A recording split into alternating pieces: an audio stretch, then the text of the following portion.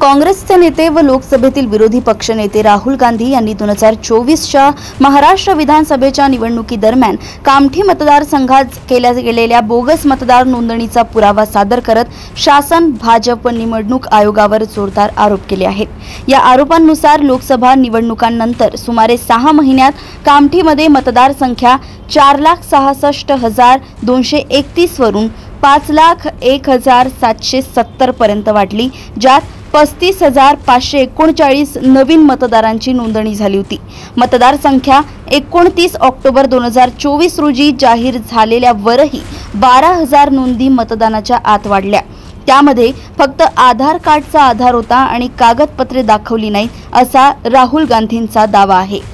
आमचे राष्ट्रीय नेते आणि लोकसभेचे आमचे विरोधी पक्षनेता आदरणीय राहुलजी गांधी यांनी महाराष्ट्राच्या ज्या विधानसभेच्या निवडणुका झाल्या त्यामध्ये निवडणूक आयोगावर आरोप लावले होते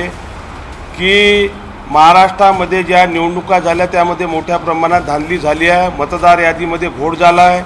मतदाराची टक्केवारी वेगवेगळ्या पद्धतीने त्या ठिकाणी दिल्या गेलेली आहे आणि म्हणूनच माझा या निवडणूक आयोगाच्या माध्यमातून आरोप आहे की राहुल गांधींनी जेव्हा महाराष्ट्राचं एनालिसिस केलं, त्याचं उदाहरण दिलं, त्यावेळेस कामठी मतदारसंघामध्ये मोठ्या प्रमाणात त्या ठिकाणी बोगस मतदान झालं आणि त्या मतदानाच्या माध्यमातून कामठी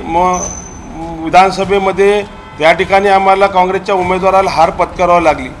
राहुलजी गांधी यांनी जे कामठीबद्दल जे बोलले ते सत्य परिस्थिती आपल्या सर्वांच्या माध्यमातून त्या ठिकाणी आम्ही आपल्या प्रेससमोर दिलेली आहे आणि जे 35,000 व्होटं कामठी मतदारसंघामध्ये कशा प्रकारे त्या ठिकाणी निवडणूक आयोगाच्या माध्यमातून टाकल्या गेले त्या ठिकाणी आम्ही सांगितलं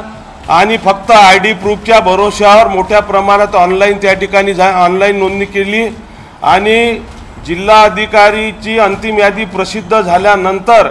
तेव्हा 23,000 मतदार त्या ठिकाणी समाविष्ट झालं आणि अंतिम यादी झाल्यानंतर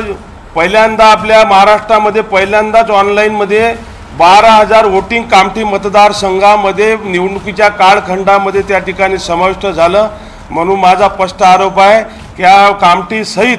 संपूर्ण महाराष्ट्रामध्ये राहुलजी गांधी यांनी जो आरोप केला तो सत्य परिस्थिती जनतेसमोर आली पाहिजे। ह्या दृष्टिकोनातून निवडणूक आयोगाने जे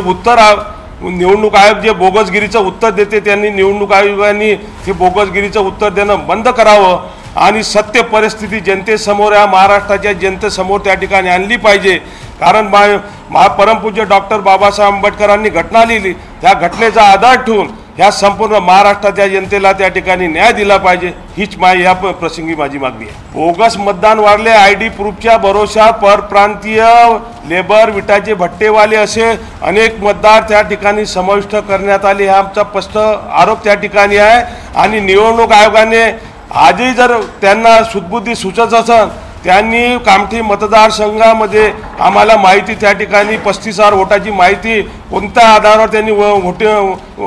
मतदारामध्ये समाविष्ट केलं याची माहिती त्या ठिकाणी आम्हाला दिली पाहिजे।